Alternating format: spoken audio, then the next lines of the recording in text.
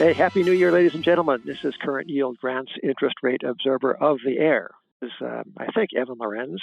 This is our first broadcast of the year 2022. And if so, well, I should add that I hope it is, because I have no recollection of a prior 2022 broadcast. Are you on the same wavelength, Evan? I am. Yeah, that's good. Okay, that's comforting. But here we are, and it is great to be with the listeners of the Current Yield again. It's great to be with the readers of Grant's Interest Rate Observer again. This is our first, coming up, Evan, is our first issue back from our not inordinately lengthy, but to be sure, ample New Year's and Christmas break. And I don't know about you, but I'm like, where's the space bar on the keyboard? One gets disoriented. I've been pushing for the all-picture issue. Yeah, let me know how that works with the powers that... Wait, I'm the power. I'm all for it. I'm all for it. A man who I think knows exactly where the space bar is and many other keys on the keyboard as well, as with us this morning. He is Christopher Leonard, who is the author of truly a must-read new book called The Lords of Easy Money. The title sounds as if it were drafted in the offices of Grant's Interest Rate Observer, but I can assure you it was not. It was just the Simon & Schuster production. Christopher is a storied investigative journalist whose previous work has included The Meat Racket, The Secret Takeover of America's Food Business, and New York Times bestselling Cokeland, The Secret History of Coke Industries and Corporate Power in America. And I think if the technology is working, we will next hear Christopher Leonard's voice on the air. Christopher, are you there? I am here, and thank you so much for having me on. I appreciate it. Well, you're entirely welcome. It is we who thank you, because this is, speaking of meat, as you were 3 books ago, this is the prime rib of Grant's Interest Rate Observer, The Lords of Easy Money. This, Evan, is this not us? I mean, this is right up our alley. Yeah. So, Christopher, I'd like to ask you to begin with, what preconception, if any? I know every journalist works tabula rasa. We are only interested in facts. But if there were a preconception, the pitch you must have made to Simon & Schuster for the book, did you approach this from the point of view of a critic of 0% rates and of quantitative easing and all the rest of the so-called toolkit, which word makes me gag, of the Federal Reserve, or did you come after the topic as an ally of Tom Hoenig at the Kansas City Fed and a confirmed critic of easy money? Which was it? Well, if I'm being perfectly honest with you, the embarrassing truth is I came to this topic with a bias reflecting total ignorance. And that's embarrassing for me to say, because I've been a business reporter since the late 1990s. And I came across this story in about 2016. And at the time, as a business reporter, of course, I knew about the Federal Reserve. And I had heard about quantitative easing. I knew it was a thing out there. I remember a friend of mine was a reporter for Bloomberg and was trying to explain to me how crazy this thing called quantitative easing infinity was back in 2012. And I just got to be honest, I didn't get it. And I didn't really think that much about the Fed or how the Fed created currency until 2016, when really quite by accident, I stumbled across the story when I was reporting a different project. And I just happened to interview this guy who's a really brilliant guy. And he's one of these financial market trader types. And I was interviewing him on something else, but all he really wanted to talk to me about that day was asset prices. And he, over a matter of hours, walked through what he was seeing in financial markets. And I left that meeting thinking, this guy's got to be off base. This guy's got to be crazy, because he told me things like, he said, in the past few years, the Federal Reserve has printed 3 times as much money as it printed in the first century of its existence. And it has created this massive search for yield across asset markets. It's inflating asset prices across all these different industries. And when I started researching at that point, I realized that this guy was right, that the Fed in 2010 really had steered us down a totally different path of monetary policy. And so that's where this book began for me. And first I wanted to understand it for myself. And then, I realized this is really vitally important to our economy, not just financial markets, but the real economy. of all of us folks out here trying to earn a living through a paycheck. And I wanted to write a book that explained this to average people, that put it into plain English. But, over the course of my reporting, the book really did transform from a book that was sort of a user's guide to quantitative easing or an explanation of how quantitative easing changed the world to the book that it is now, which says how the Fed broke the American economy. Well, bravo. I read this book and I so enjoyed it. And one of the things that, as the Wall Street Journal's reviewer, Joe Sternberg, pointed out today, one of the truly engaging features of it is the way you fold in both the viewpoint of kind of one of the few inside critics of this regime, namely Tom Hoenig, the former president of the Federal Reserve Bank of Kansas City. You folded his views in with those of a factory worker named John Feltner.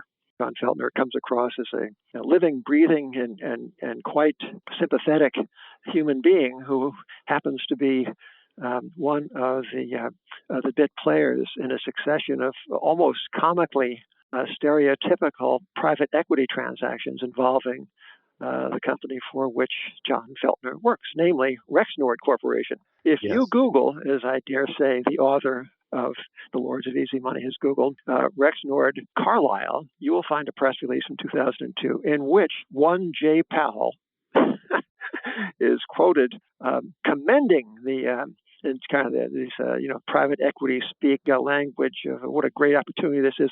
So Carlyle buys this company for $913 million and in 2006 flips it to Apollo for $1.8 billion. Well done, Jay. But Chris, you bring to the fore what this means for John Feltner and the people like him. You bring to the fore what it's like Tom Hoenig to have thrown his weight and his reputation in the way of this juggernaut of massive intervention and unprecedented money printing. And so first on this podcast agenda is once again to say congratulations on a terrific piece of work. And secondly, to ask what's become of the two protagonists. So what's Tom Hoenig doing these days, and what is John Feltner doing these days, and what are they saying about the world that Jay Powell has helped to create? Yeah, what a great question. And that really sketches out the arc of this entire book. And, I'd like to back up and you just say that, Jay Powell bought Rexnord for $900 million and sold it for $1.8 billion. And, a $900 million profit it's real money, even to a print journalist like me, it's a good way to. Even when you say it fast, it's a lot of money. Yeah.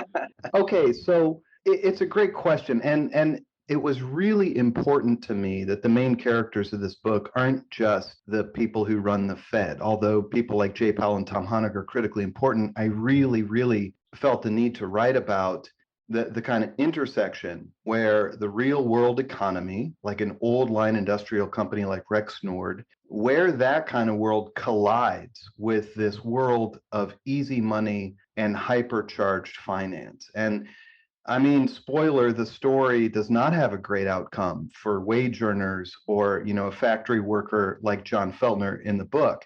And a great reason to understand why this decade of easy money and extraordinary money printing hasn't worked out for workers. A good way to understand that is to kind of back up the clock and talk about Tom Hoenig. I mentioned earlier how I became obsessed with quantitative easing back in 2016. And when I did and started researching it, I saw that the vote to initiate the really fundamental round of quantitative easing in 2010, which was kind of a groundbreaking policy decision in 2010 that was made by Ben Bernanke at the Fed. And the reason that round of quantitative easing was so critical is that's the first time the Fed said, we're not doing quantitative easing as a sort of lender of last resort function. We're not doing it to help during a crisis. We're going to do it during the recovery to make the Fed the primary engine of economic growth. We're going to print $600 billion, inject it into Wall Street to boost the American economy overall. The vote to do that was 11 against 1. And as a reporter, when you see a vote tally like that, you think, 11 against 1, who's the one? What's this person's deal? Well, that one who tried to stop this was Thomas Hoenig, the president of the Kansas City Fed. And Hoenig has kind of been remembered by history as a crank, as an ultra hawk, as a right-wing guy who was constantly warning about price inflation and was proven wrong. I know the type. I know the type. Exceedingly tiresome people. Can you relate a little bit? Yeah. And Hoenig, and maybe you can relate to this a little bit. His arguments were criticized as being simply unsophisticated and even uncaring. Correct. The very vocabulary of calling him a hawk denoted somebody who didn't care about the working class or didn't want the Fed to help.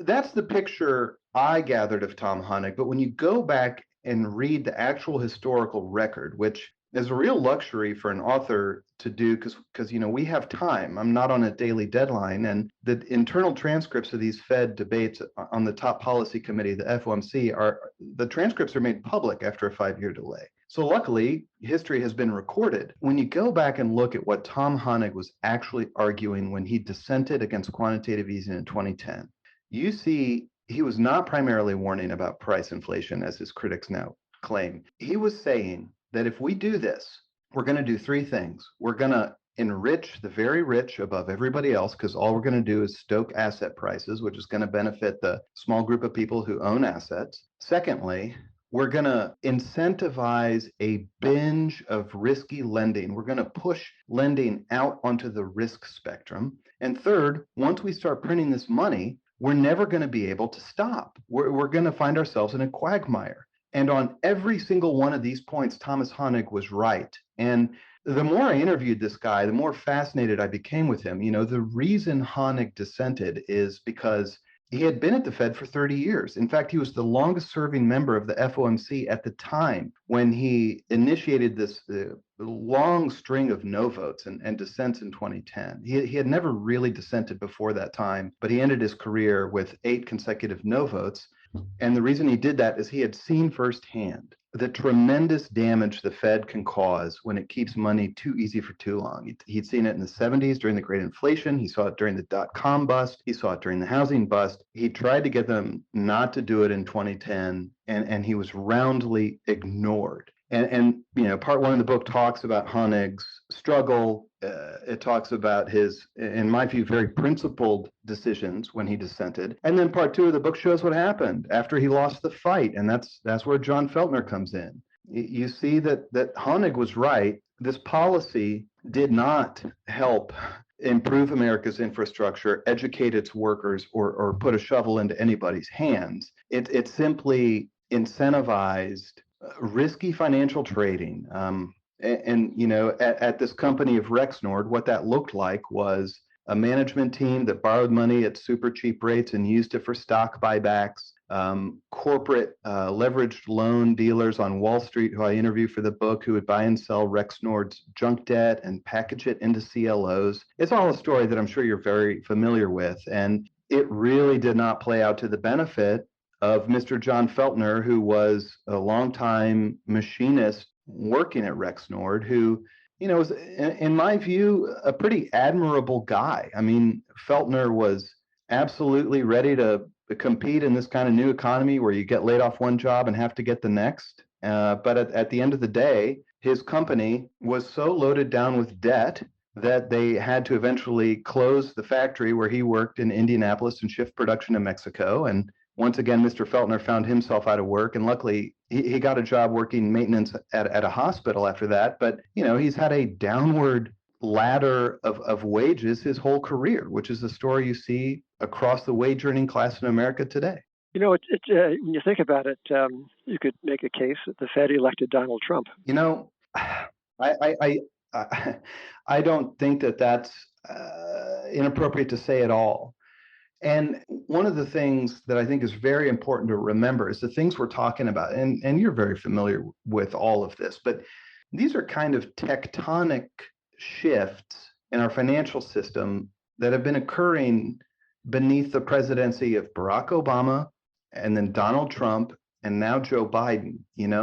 This is a long-term trend that's been building for years, and it's basically the idea that we can somehow promote and produce economic growth by making money hyper cheap, by pinning interest rates at zero, by injecting trillions into the Wall Street system. And I think the record is clear that this program dramatically widens the gap between rich and poor, and not just rich and poor, rich and where everybody else. Well, Chris, one moment, what you say reminds me a little bit of LinkedIn Talent Solutions. So these days, it can be hard to find and hire the right candidates for your small business. That's why LinkedIn Jobs makes it easier to find the people you want to talk to faster and for free. Create a free job post in minutes on LinkedIn Jobs to reach your network and beyond to the world's largest professional network of over 770 million people. Focus on candidates with just the right skills and experience and use screening questions to get your role in front of only the most qualified. Then use the simple tools on LinkedIn Jobs to quickly filter and prioritize who you'd like to interview and hire. It's why small businesses rate LinkedIn Jobs #1 in delivering quality hires versus leading competitors. Now, LinkedIn Jobs helps you find the right candidates you want to talk to faster. Did you know every week nearly 40 million job seekers visit LinkedIn? So post your job for free at linkedin.com/yield. That's linkedin.com/yield to post your job for free.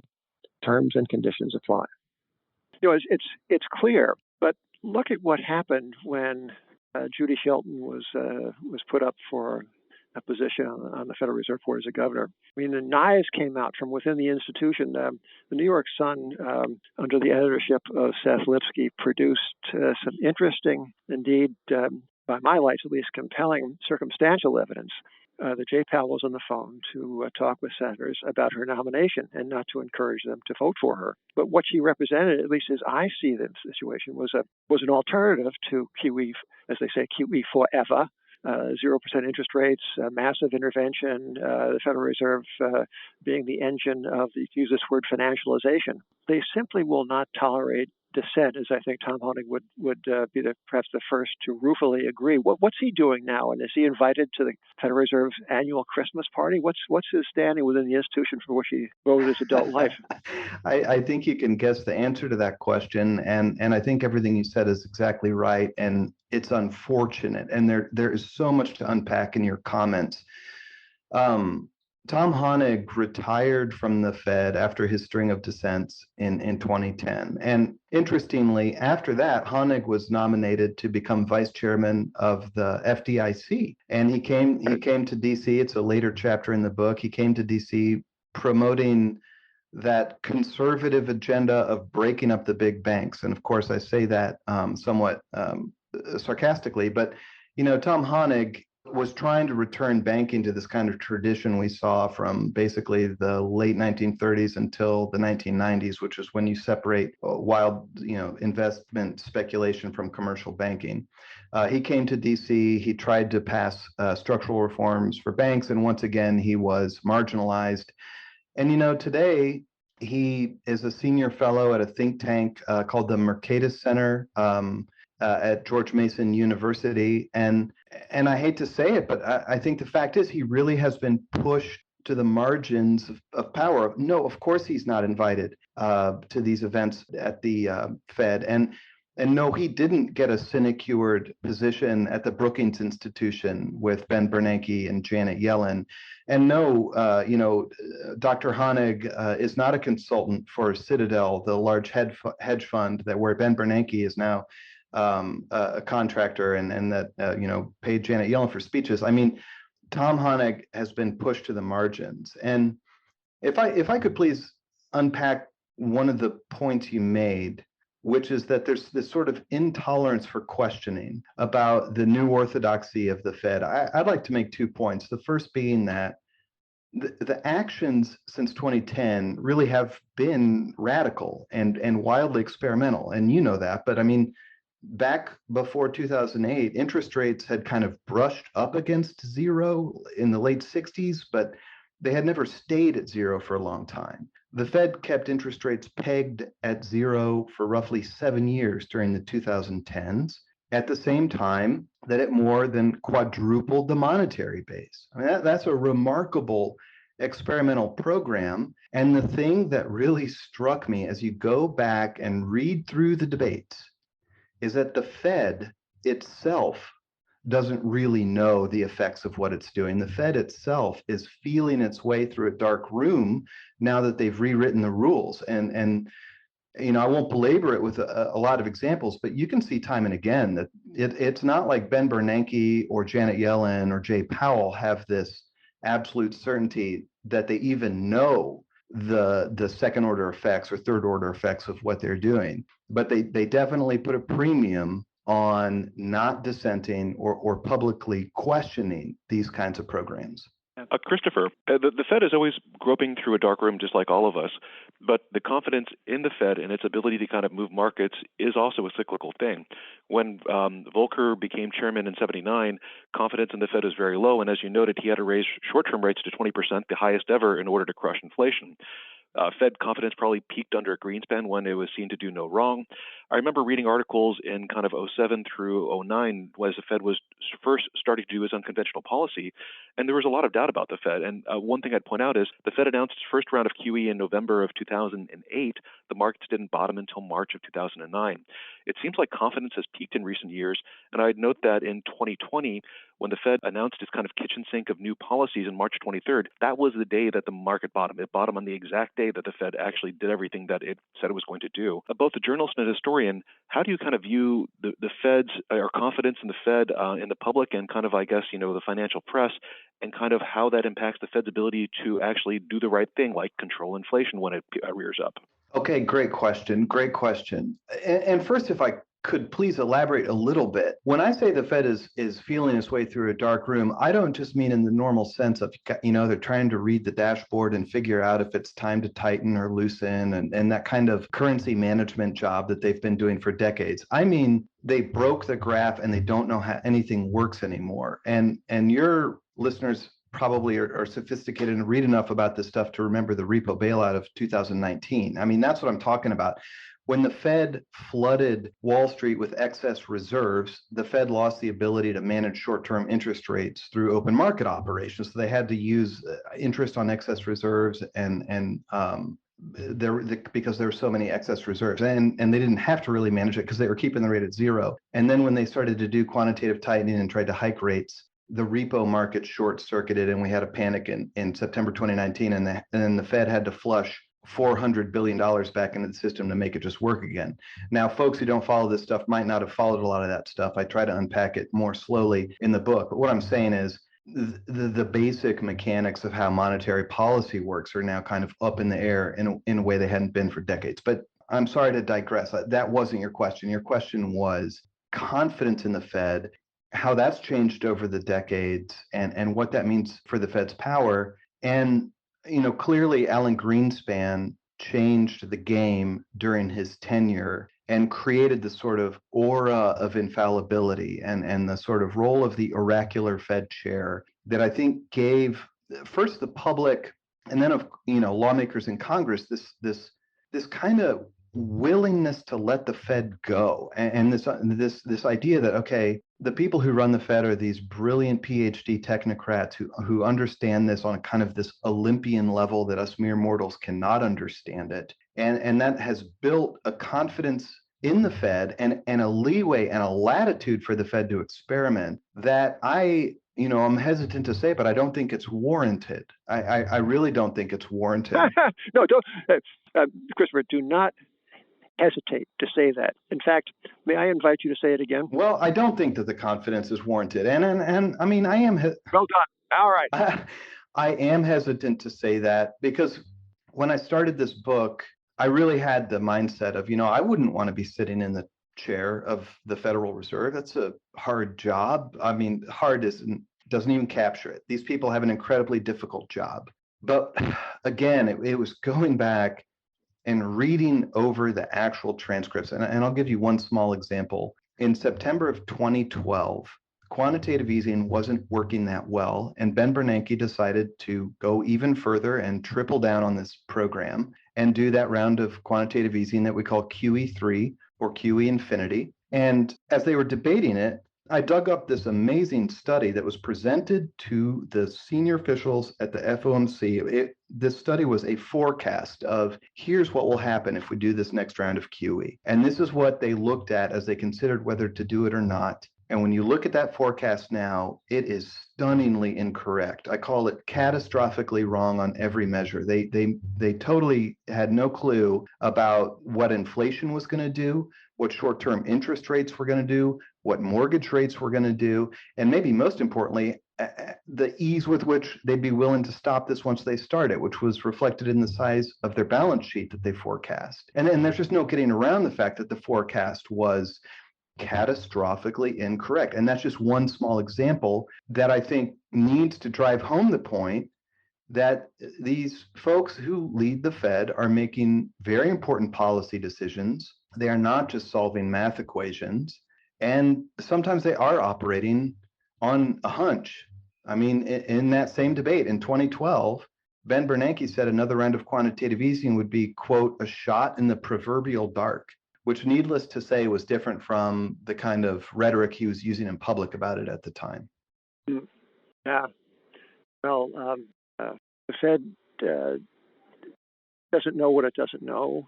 It has the imperiousness of a technocrat without the technology. There was a wonderful book that I have often suggested to our readers of grants called Lost in Math. And she is a physicist, is the author. And her book was a lamentation on how physics has meandered from rigor into the beauties of physics for the sake of the beauty of the physics. That is to say, art for the sake of art, and more specifically, mathematical physics for the sake of the quite fetching mathematics.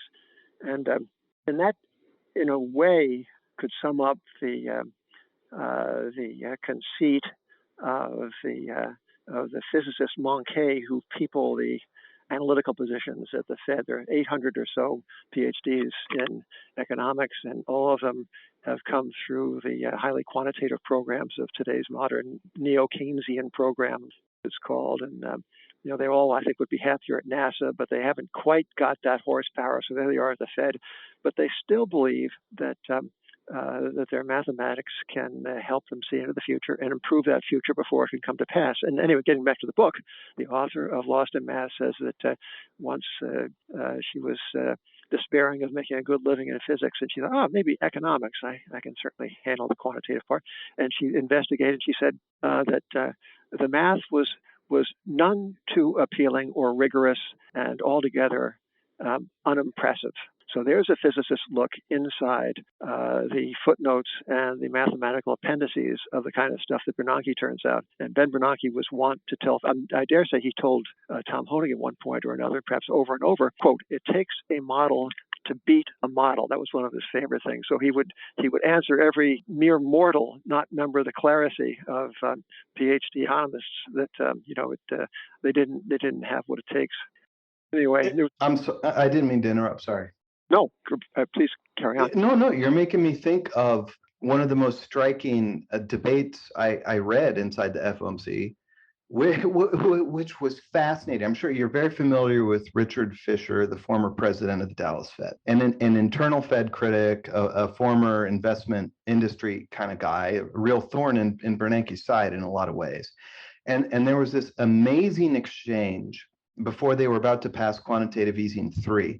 When Richard Fisher said during the meeting, he said, look, all we're going to be doing by printing this money is enriching the Carlyle groups of the world, the private equity firms. He said, people like me, okay, who have all this money and who are going to be investing it, we're not going to be helping employees. And Richard Fisher said, I just got off the phone with the chief financial officer of Texas Instruments, who told me that the super low interest rates are not encouraging that company to build factories, but only encouraging it to borrow money to do stock buybacks. And that if we keep interest rates lower or do another round of QE, it is not going to incentivize this company to hire a single another person. It's going to incentivize them to do more stock buybacks. And Ben Bernanke's response to that was, please stop quoting people at this table if those people don't have a PhD in economics.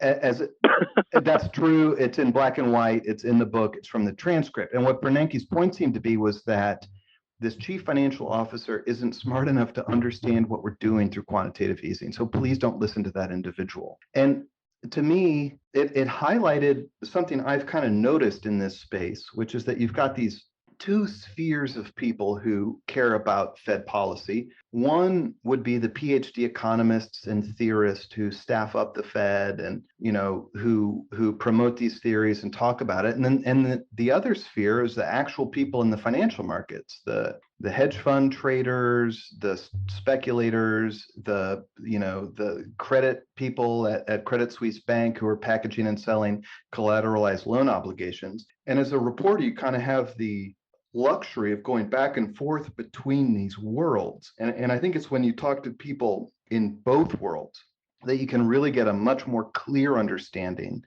of the effects of what the Fed is doing. I mean, yeah, the Wall Street folks are not sentimental about this stuff at all. They just understand what 0% interest and quantitative easing cash does in the investments landscape, which is, massive search for yield. Yeah. One of my abiding complaints about the Fed and its attitudes toward the world outside its windows is that the Fed is preoccupied with a quantitative present. It has no taste for or knowledge of the financial past. So, this line that if you don't know the past, you're committed to, blah, blah. And now that is not helpful. But what is helpful is the knowledge that finance is ever cyclical, that it is ever conducted by mortal human beings who, in the presence of large sums of money, lose their wits, much as a teenager does in the presence of the person of romantic interest. The idea that there is an efficient market that is perfectly calibrated, that can be calibrated from the vantage point of a central bank, this is all, it's inherently implausible, but it is disproven massively by the record of financial history. And 200 years ago, the then Prime Minister of Britain was responding, I guess, in question time at the House of Commons to some latest eruption in the city of London. And this is a time when Britain is coming off a paper money experiment that had been conducted during the long Napoleonic Wars and the wars preceding Napoleon on the French Revolution. So it had a 15 or 20 year experiment with paper pound. And here's what Lord Liverpool said, quote, "The tendency of an inconvertible paper money is to create fictitious wealth bubbles, which by their bursting produce inconvenience," period, close quote. Gosh. And that quotation summarizes more or less the nature of financial cycles. Now, notice the phrase inconvertible paper money. That speaks to the orthodoxy of the gold standard, by which the currency is collateralized by a finite stock of a precious metal. Now, the belief in that institution not only disqualifies you from a seat at the table of the Fed, but also brands you much more than might be branded Tom Hoenig as a hopeless crank who can't be brought to reason. So the Fed, in its own redefinition of the contours of allowable discourse, has marked don't trespass here and anything having to do with what preceded the year 2007 or something. All right, that will conclude my little sermonette here. Let's get back to Christopher Leonard in this fabulous book. So we leave. I have a question. Yeah, Christopher, what needs to be done to fix the Fed? There's a concept in finance called tone at the top, which is to say that when the CEO of a company says and does things erratically, it's often a sign that there's bad things happening down the course of the organization. The regional Fed presidents often have powwows where they invite local business leaders to talk to them and figure out what's going on in the economy. One of Grant's friends attended one of these powwows, and we're not going to name his name or which bank it was for his privacy, but he said he talked to that president and said, "Your model's wrong. Every prediction you've made has been wrong." He goes, why don't you just throw away your model? And the guy looked at him and said, "Well, where's your model? We need a model in order," basically what Jim had said about a model to replace a model. What needs to be done to fix the Fed? Do we need an enlightened president to appoint another Volcker? Is this something that they can change internally? Is it been so corrupted by years of, misguided policy that the people in place can't fix themselves?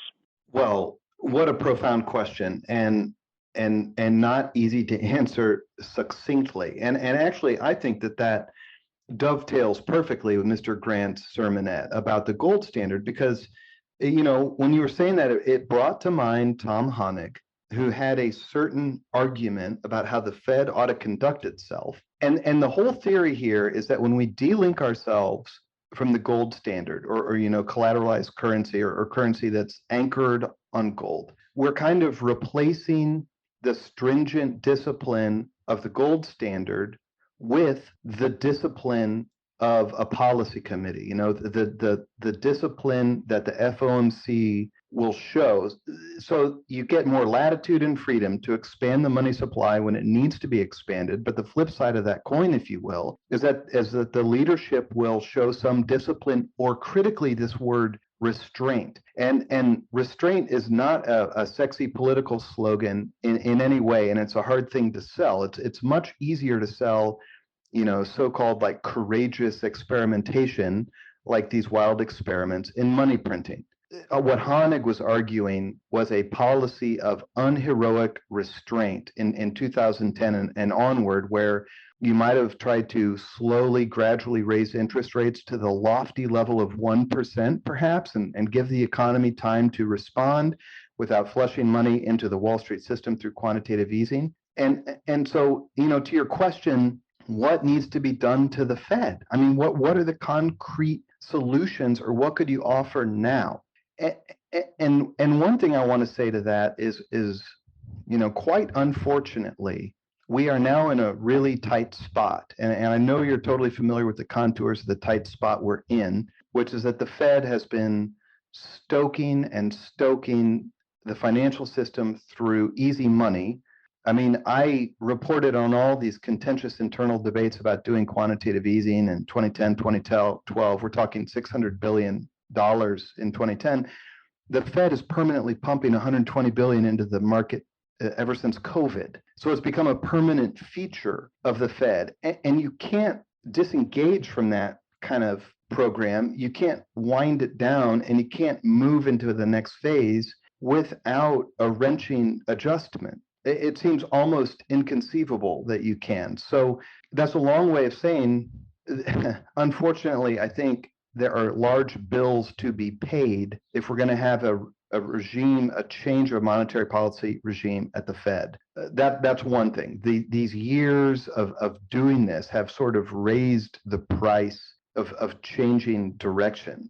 And then in terms of what's to be done, replacing a Powell figure with a Volcker type figure. I got to tell you, just as a reporter, I'm at a lack of words when it comes to like specific policy prescriptions. I thought it was somewhat dispiriting that there was this supposed, heated debate between Lael Brainerd or Jay Powell as to who would be chairperson of the Fed, when on core monetary policy issues, there was not daylight at all difference between the two of them. Right. Yeah. So I don't know where we go, to be honest. The thing I am trying to do is lay out clearly for a layman audience, frankly, what's been going on the last 10 years, how we got where we are today, and what the dynamics look like of where we are today. Well, you say you're right for the layman, and indeed, right in very clear and very engaging English. And to the layman, it is quite clear what you mean to say and do say. But I also want to add, Chris, that for those of us who spend most of our adult lives examining these matters, the level of sophistication is just quite impressive, and I found no technical problems at all. Not the final word on that, but as somebody who does it full time, I want to tell you that the details are all just as they ought to have been. So bravo again. Concerning Tom Hoenig, I want to wind this up with a quotation from, of all people, from Edmund Burke. And this concerns Tom Hoenig's marginalization and the difficulties that he bore in speaking his mind and discharging his duty, as you quote him as saying in your book, Chris. And this, the quotation from Edmund Burke I'm about to read, comes during a debate where he's seconding a bill that his friend Charles Fox has proposed to regulate the East India Company, then the biggest corporation, I think, in the world. And his friend Fox was being attacked mercilessly for this piece of legislation. And here is what Edmund Burke has to say about his friend Charles J. Fox. And and his persecution. Quote, "This is the road that all true heroes have trod before him. He is traduced and abused for his supposed motives. He will remember that obloquy is a necessary ingredient in the composition of all true glory. He will remember that it was not only in the Roman customs, but it is in the nature and constitution of things that calumny and abuse are essential parts of triumph." Amazing. That's Tom Hoenig, and this is Chris Leonard and his quite wonderful book. This is, you've done the Lord's work, Christopher. Now, what's next? Now that you got these guys in the rope, I hope you don't stop throwing punches. Never mind the referee. Well, thank you for that. And I do want to say I really appreciate closing on that note because, when I started this book, I didn't know Tom Hoenig from a perfect stranger. And through the reporting and the facts, I really came to actually hold quite a deep respect for this guy who made a principled stand and stuck with it and wasn't rewarded for it. And that's a big reason. That's when I really realized this needs to be a book. That's a story I want people to read and to pass on. So thank you so much for ending on that note. And boy, I'll tell you what's next. As a business reporter, there's 5 weeks of work to be done every day. We're on the job. There's just so much to cover right now. And I think that the next 2 to 5 years are just going to be busy time and fascinating work in terms of what's happening in our economy and our country. So, I'll be hard at work reporting. The Fed is God's gift to the financial press. And it doesn't stop giving. No, it does not. So, Evan, Happy New Year again. It's great to be back in harness. I love having written. And now we are on the verge of writing again. Evan, it's not something I really would wish on anyone exactly, but here we are. So the next issue of Rants is coming up next week, and I have a feeling, Evan Lorenz, it's going to be pretty fine. I have the same feeling. You have to. I agree wholeheartedly. Okay, excellent. Christopher B. Well, Happy New Year to you, and once again, bravo. And ladies and gentlemen, thank you for listening to Current Yield. I'm Jim Grant.